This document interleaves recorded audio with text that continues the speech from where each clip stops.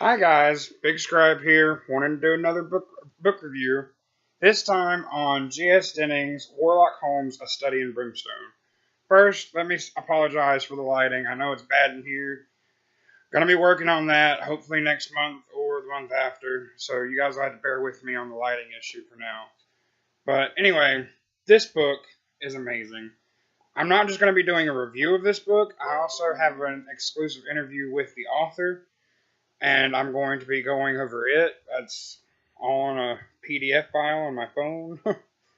But I love this book. This book is amazing. I'm part of a group on Facebook called Nerdvana, and everybody in the group was reading this book because we all know the author's wife. And when we found out that he had wrote a book, we were all interested, and we wanted to support her and him, and check it out for ourselves. And honestly, I was skeptical at first when I picked up this book, even though everybody had told me it was so good. I'm a pretty big Sherlock Holmes fan, but combining fantasy kind of paranormal stuff with with Sherlock Holmes just seemed really strange to me. But it works. And in an awesome way, because this is the most hilarious book that I have ever read in my entire life. I seriously could not stop laughing from the first page. Let me give you a little description of what it's about here on the back of the book. Sherlock Holmes is an unparalleled genius who uses the gift of deduction and reason to solve the most vexing of crimes. Warlock Holmes, however, is not. He may be a font of arcane power, but frankly he couldn't deduce his way out of a paper bag. The only things he's got going for him are the might of 1,000 demons, the spirit of Moriarty trapped in his head, and his stalwart companion Dr. John Watson, who was always there to guide him through the treacherous shoals of Victorian propriety, and save him from a gruesome death every now and again. It doesn't even do the book justice, to be honest. Like, for real, guys. It has a couple of it basically is comprised of a couple of short stories, just like the other Sherlock Holmes stories, and it's amazing. It pretty much takes the stories that we remember and gives them this paranormal twist, this comedic paranormal twist. It's A Study in Brimstone, The Adventure of the Resident Sacrifice, The Case of the Cardboard Case, The Adventure of the Yellow Bastard, The Adventure of the Eckled And, which, honestly, that one got to be my favorite one out of the whole book, and Charles Augustus Milverton's Soulbinder. This book was so good, though, from the very first page. I think what I loved most about the book was the dynamic between Warlock and Watson. Holmes and Watson in this book are hilariously just back and forth all the time, and they always have snide comments to say to one another, and it's hilarious the way they argue constantly. Like, I don't want to spoil the book, but I will spoil one little argument that doesn't affect the story at all. They argue over whether or not General Lee is a demon because Warlock Holmes is convinced that he was a demon. He's not able to be persuaded at all by anything Watson argues. But it's actually a really good series, or good book, and I can't wait for the second one. I mean, let me see if I can find a little bit here to go over for you guys.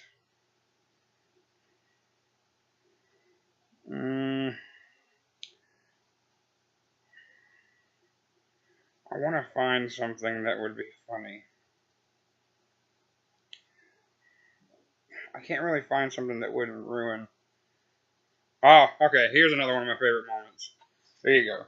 There's always illustrations in the story. There's illustrations all throughout the book, and it's always like the little funny moments. Here,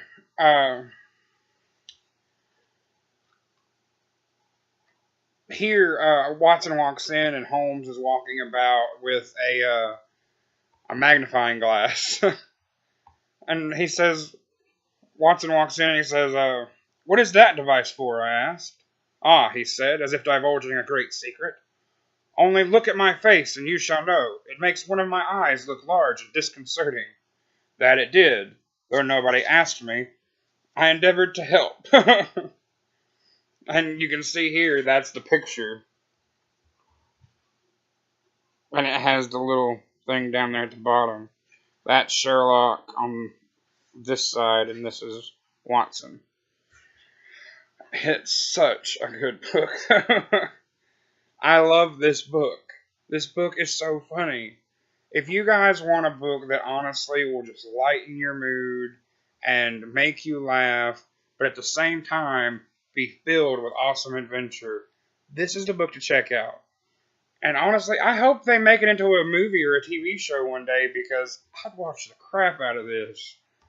And I honestly think I'm going to end up reading this book again just because I loved it so much. And I think I'm going to pre-order the second book when I get paid. And I mean, I thoroughly enjoyed this book. Yeah, see down there at the bottom of the cover it says, "I laughed like a loon." That was me. Yes, I laughed so hard. But honestly, this book is a masterpiece, and I think this series is really going to go far. And if you guys love to read, this is one you need to check out. If you're a Sherlock Holmes fan, check it out. If you're a fan of paranormal fiction, check it out. If you're a fan of mashups, definitely check it out because this is one of the most hilarious mashups I've ever read in my life. Let's see, who are my favorite characters? I have to say characters because I'm having trouble picking between two specific characters. There's Torg Grogson, which is this giant ogre type guy that works for Scotland Yard. He's a little slow, but even though he acts tough, he has a big heart. He really loves the ballet. That's one of my favorite parts about the whole book was finding that out. But I think the most adorable character is Wiggles, the cute little were-rat that lives on the same street as Watson and Holmes. Yes, I said were-rat. Never thought I would use that word in a sentence before. But honestly, this book is so amazing. One of the greatest books I've ever read in my entire life. And I really hope you guys check it out. Now, on to the interview. I messaged his wife on Facebook on the off chance that maybe, just maybe, I would be able to get an interview with him for my review. And I asked 10 questions. You guys are going to have to bear with me because I got to read all this off. But, I mean, honestly, this is possibly the best interview I could have asked for. My first question was, I sensed a little bit of Doctor Who-like comedy in Warlock Holmes. What are some of your favorite writers? This is his answer. Well, I'm a bit of an Anglophile, and I love comedy, so I suppose I'd surprise nobody by saying Douglas Adams and Terry Pratchett are big influences. And yes, you can smell Doctor Who in this book because, well, Stephen Moffat is a bit of a hero of mine. Oh, and of course I've got the obligatory writer's crush on Joss Whedon. Avengers should never have worked, and look how well it worked. And Firefly, best thing ever. Honestly, man, I gotta agree, and I really wish they would revitalize Firefly. That's like on my bucket list to see that happen in my lifetime. Question number 2. What would you say was your biggest inspiration to begin writing, and when did you first start? This is his answer. The biggest inspiration was improv comedy. Ever watch Whose Line Is It Anyway? Yes, all the time. I've seen almost every episode. I did comedy like that for 15 years at Seattle Theater Sport, Orlando Theater Sport, and Jet City Improv. I thought I was acting, then one day realized, no, this is writing. I'm making up 6 stories a night on the spot. I should write this down. You know, I never thought of doing improv before. Why a Sherlock Holmes story? This is my next question. Are you a fan of Sir Arthur Conan Doyle's infamous works? This is his reply. Many Americans, I was like many Americans, I was a casual Sherlock fan. I hadn't read too many of the originals, but I loved many of the movies, shows, and offshoots. From BBC Sherlock to House and Batman and Robin. One day in a writing class at UNLV, we read a fantasy story from someone who had a Mary Sue protagonist, someone who was good at everything. I suggested she add some flaws and pointed out Sherlock as a character who had amazing abilities, but also massive social handicaps. She said it was a ridiculous note. She said it was a ridiculous note that Sherlock would never work in a fantasy. How would a writer even do that? On the way home, I realized it would be easy. Everyone thought he was magical anyway. I started laughing out loud when I thought of the fun Warlock Holmes. I ran home to Google it and see what people had done. There was nothing. So I thought, hell, I'll do it. Oh, and then when Titan Books bought the series, I bolted from my Kindle to download the entire Holmes canon and get studied. It honestly, like that was one of my favorite replies out of the whole thing. Mainly because I always tell people when they ask for writing advice, the best way to create a hero is to create a hero who is human. By that I mean a hero who's not perfect, a hero who has flaws like you and me.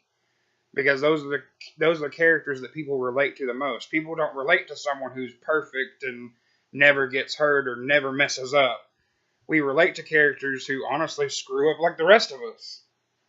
So I think that was a perfect answer to the question asked in class. Question number 4. What was your family's reaction when they first heard the idea for your book? And honestly, his reply describes exactly the same thing my family does whenever I talk about one of my book ideas. Mostly eye-rolling, and the tolerant sort of Gabe, haven't you been in school for a real big boy job responses. But in the end, my family has always been super supportive of my love of theater, comedy, and books. They've read along, given me notes, watched the kids while I wrote. They've been indispensable. There's that word again. Ever since I read The Monstromologist, that word has popped up everywhere. This is my next question. Who in Hollywood would you see playing your characters in a Warlock Holmes movie? I so see Matt Smith being Warlock. His reply. Dude, I'd take Smith or Tennant in a heartbeat. If it were an American production, I'd say Neil Patrick Harris, which after seeing him in, what is it called? A Series of Unfortunate Events, I have to agree. Oh, and if I could get Peter Dinklage to play an actual imp, I'd have everything I ever wanted. The real trick, and it won't really hit until book 3, is who plays Irene Adler? Huh. That's a good question. Question number 6. What is your favorite moment from Warlock Holmes? Personally, I enjoyed their conversation concerning General Lee, which I already discussed with you guys. This is his reply. My 2 favorite parts are digressions, like the General Lee bit, which has no bearing on the story but sets up Holmes' insanity and Watson's babysitter-like tolerance. Honestly, I can picture Watson getting gray hairs left and right. And satire of the original. Without doing book 2 and 3 spoilers, I like the part in Eckled and where Watson guesses the original answer. That the murdered girl was trying to say speckled band to warn her sister of a snake attack. Warlock says that sounds very clever, but might she not have simply said, help, a snake? It does have fewer syllables, and the benefit of clarity he feels. Honestly, that's one of the most hilarious parts of the whole book. They argue back and forth over what Eckled and means. And it's like a whole page worth of them arguing about what this saying means, and they're totally off of what it actually means. Question number 7. Where do you plan on taking this series? Will there be a third book or an entire series? His response: honestly, that depends on the fans. If you guys keep buying these stories, I'll keep churning them out. Titan has bought 3 books with an option for the 4th. It would probably take 8 to parody the entire Holmes canon. I have a rough plan for all 56 original short stories and 4 novels. Excuse me, guys. In a nutshell, it's exactly what I promised on page 1 of book 1. That Holmes and Watson have been tricked into starting a demon apocalypse by Moriarty. Over the course of the series, we see Holmes do permanent magical damage to reality, while Moriarty struggles from his weakened state to control the most powerful magical entities of all time. Sorry to be vague, but I'm cautious of spoilers. I am fine with that. Like Riversong said, spoilers. Here, I can say this. The first piece of permanent damage Holmes does to reality is in the second story of Hellhound of the Baskervilles, which is the name of the second book if you guys aren't aware. It is called Silver Blaze Murder House. Or Murder Horse. My bad. There, that's not too spoily, is it? Question number 8. Would you be opposed to someone making it a movie or television show? His response: hell, are you kidding?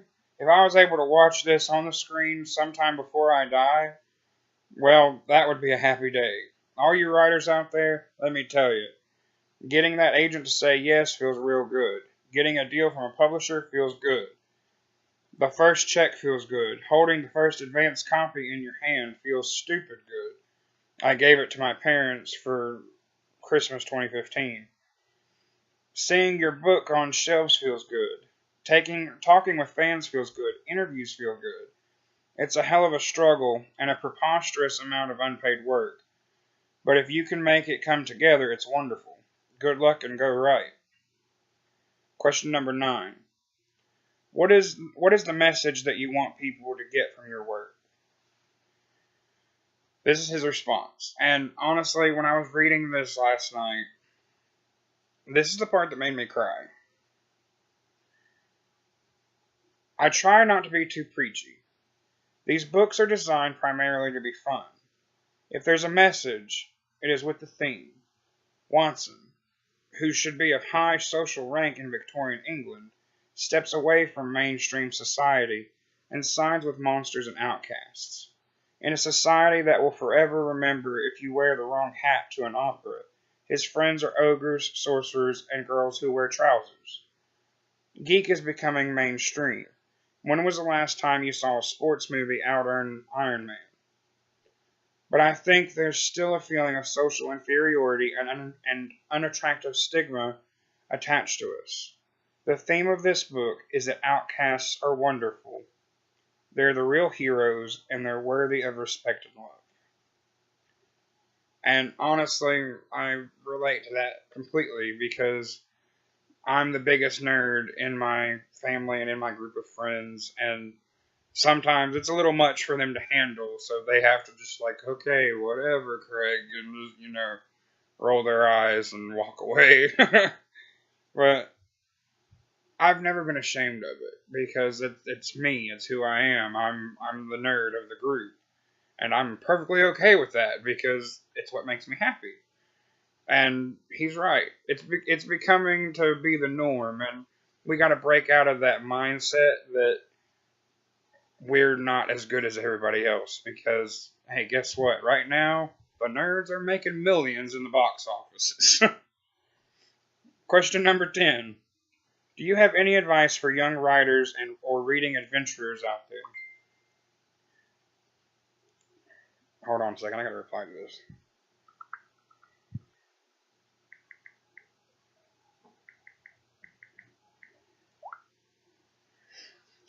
Writers, go write wherever you can. It doesn't have to be good.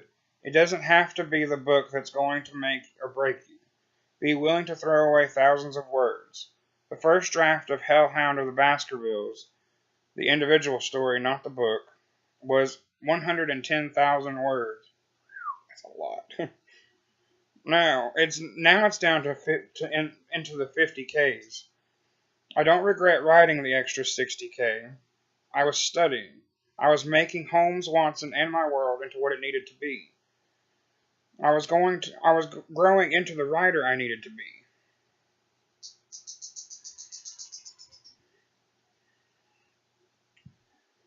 They say writers need to do 1 million practice words before they get to be any good. Anyway, sorry, my dog is acting weird. Before they get to be any good, and I'm about ready to concede the point. Readers, thank you. Keep reading. Keep supporting cool geek stuff. Vote with your time, your voice, and your dollars. When I was a kid, there wasn't much geek entertainment out there. But we made Star Wars huge. Star Trek was expected to last 3 to 4 years. But look at it now. We kept supporting lame comic book movies until they got really good. We're winning the cultural war, but none of this wonderful stuff survives without a fan base. On that note, to the small but growing group of Warlock Holmes fans, thank you with all of my heart. I really hope you guys enjoyed that interview, because for that to be my first author interview, I thought it was amazing. And the dude is so relatable, I'm telling you guys. I've talked to him a little bit. I've not really got to talk to him much. But he's such a nice guy, so relatable. And he's just like all of us. All of us nerds out there that have this idea in our head of what we want to create. If you have an idea, run with it. Go create it. Honestly, I have been kind of working on this novel that I have an idea for a while now, and I've kind of halted the progress because I'm not happy with it. And after reading his interview, I just thought, I might just go ahead and start all over and make it the way I want to do it. Like he said, he did the 110,000 words with the first Hellhound of the Baskervilles story. So maybe that's what I need to do. He really inspired me to keep trying to write this book. And hopefully I can. My next review will be on the book I'm currently reading, Miss Peregrine's Home for Peculiar Children. You guys, y'all don't even know. This book is amazing. Nothing compared to this, though. This is, honestly, if you guys understand my top 10 list, it's really hard to get me to move my top 10 list around. This book has made it to number 2 on my top 10 list. Only because The Count of Monte Cristo will always be my number 1 favorite book, because it is a classic and I relate to the story so much. But this book is pretty darn close to being number 1. And, oh man, like, this needs to be on a mantle somewhere in my house. Cannot wait for the first book. I can tell you one thing about this book. The ending will leave you going, oh man, I really should have waited till I could buy the second book. So, that being said, I will leave a link in the description to where you can buy it on Amazon. A copy of this book, I mean. And I will also leave in the link in the description a link to my Goodreads written review for the book. So if you would like, you can go check those out. Hopefully you guys will buy your copy and read it and tell me in the comments what you think. And if you like this video, give it a like. Thanks. Bye.